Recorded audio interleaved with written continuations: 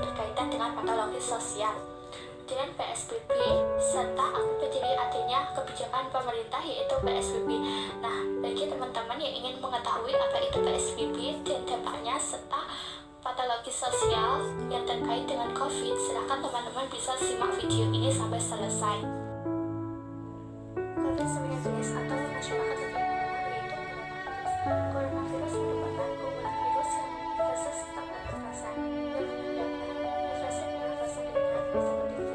Namun virus ini juga bisa menyebabkan infeksi pernafasan berat seperti infeksi paru-paru atau pneumonia.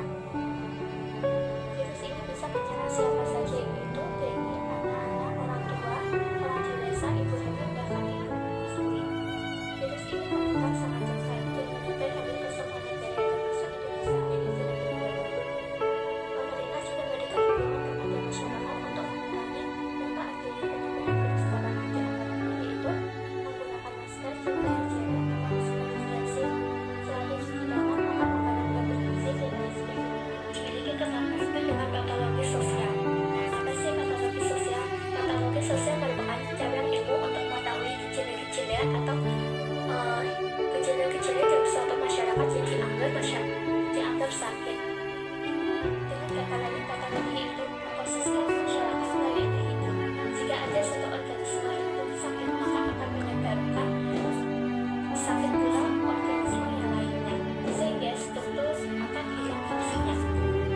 Patologi sosial dalam coronavirus, salah satu bentuknya yaitu antisosial atau diferensiasi sosial, yaitu penurunnya nilai-nilai sosial yang ada di suatu masyarakat.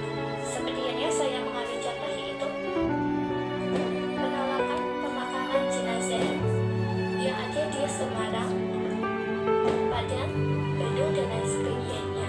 Dan itu merupakan salah satu dari cacat sosial di mana masyarakat tidak memperdulikan lagi atau tidak ada sikap solidaritas terhadap yang lainnya, karena mereka beranggapan kalau jenazah tersebut akan menularkan virus tersebut kepada orang lainnya melalui tanah. Akan tapi pada kenyataannya jenazah tersebut dimakamkan sesuai dengan protokol atau prosedur yang sudah ada dan sesuai dengan pemerintah. Pemerintah melakukan berbagai upaya untuk mencegah penyebaran virus corona.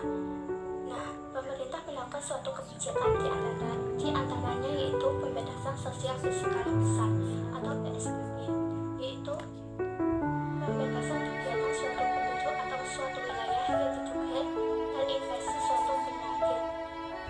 Sehingga tujuan PSBB itu untuk mencegah memperluaskan penyebaran penyakit tersebut antara satu orang ke orang lain dengan suatu wilayah. Di Indonesia, PSBB digunakan untuk bekerja di rumah, belajar di rumah, dan pembatasan kegiatan atau di tempat atau fasilitas yang bersifat.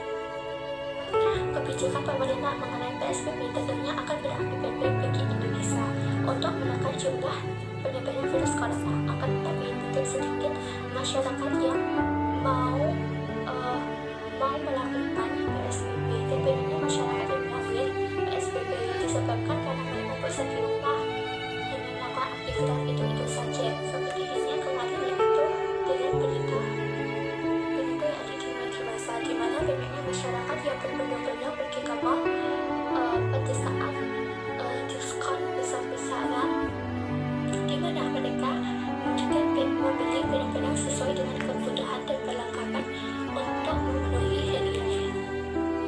Pusat perbelanjaan CBD Ciledug, Kecamatan Karangtengah, Kota Tangerang menjadi sorotan saat ini. Hal tersebut dijumpai para pengunjung dan menjadi viral di jagat media sosial. Seperti diketahui, pemerintah Kota Tangerang tengah menerapkan pembatasan sosial berskala besar atau PSBB tahap ketiga.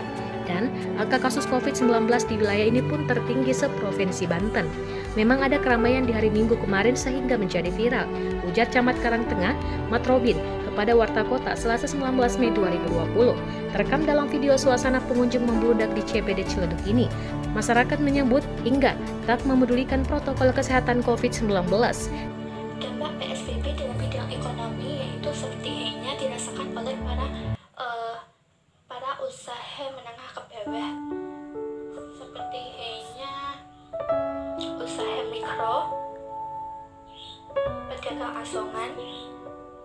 pariwisata, dan lain sebagainya. Keterisian hotel di Bali cuma 30%. Bahkan, ada beberapa hotel di Jawa Barat sudah merumahkan karyawannya.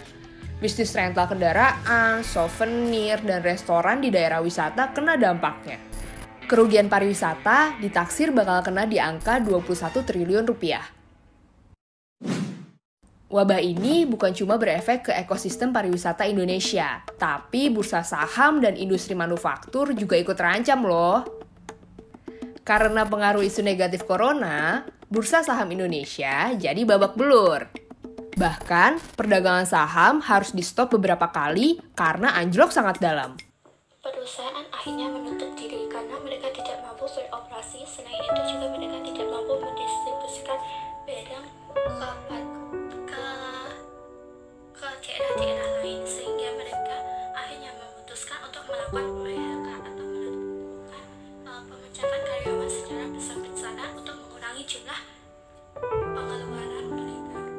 Tentunya bidang pendidikan juga memiliki pengaruh besar terhadap pemanasan sosial, karena di mana pendidikan di Indonesia yaitu dilakukan secara konvensional. Dengan adanya COVID, ini akan melalui daring atau layanan internet yang akan memiliki banyak kendala. Salah satunya yaitu ada kesiapan peserta didik dalam mengakses informasi. Yang kedua yaitu banyaknya tugas sehingga peserta didik kesulitan dalam menerima informasi, sehingga konsentrasi mereka akan cenderung terpecah. Yang ketiga yaitu kesulitan dalam mengakses informasi, di mana mereka akan terkendala sinyal atau daerah-daerah yang belum atau daerah-daerah